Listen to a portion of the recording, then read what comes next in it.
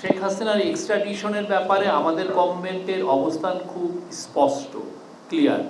আমরা শেখ হাসিনাকে দেশে ফিরিয়ে এনে আইনের সম্মুখীন করতে চাই।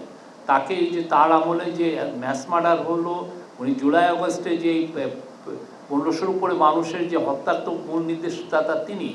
তারপরে এর আগে যেগুলো গুম হয়েছে উনি তখন হেড অফ দ্য গভর্নমেন্ট ছিলেন।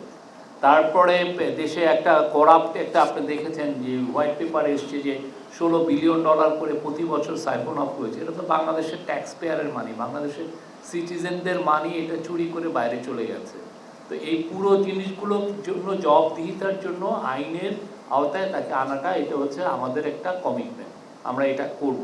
কিন্তু এটা করার জন্য যেটা হচ্ছে যে যেহেতু ইন্ডিয়ার সাথে আমাদের একটা এক্সট্রাডিশন ট্রিটি আছে, সেটা এক্সট্রাডিশন ট্রিটিতে আবার কিছু সার্টেন লিগাল প্রসিডিউরটা করে তারপরে আপনি এটা একজনকে এক্সট্রাডিশন চেতে পারেন। তো আমরা সেই প্রসিডিউরটা আমরা কমপ্লিট করছি। সেটা কমপ্লিট করার পরে আমরা ফর্মালি অ্যাপ্রোচ করব ইন্ডিয়াকে তাকে এক্সট্রাডিশন করার জন্য।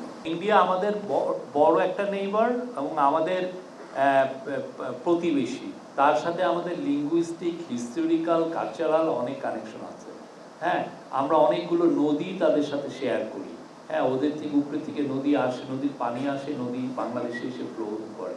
তো আমরা ইন্ডিয়ার সাথে আমাদের যেই মিউচুয়াল ইন্টারেস্টে যে বিষয় আছে প্রত্যেকটা জিনিসই আলাপ হবে। এখানে প্রত্যেকটা জিনিসই আমাদের কাছে ইম্পর্টেন্ট। তা আমরা অবশ্যই চাবো যে ইন্ডিয়ার সাথে আমাদের যে সম্পর্কটা সেটা আরও বেটার জায়গায় যাক, যাতে দুই দেশের মানুষই এটার বেনিফিটটা পান।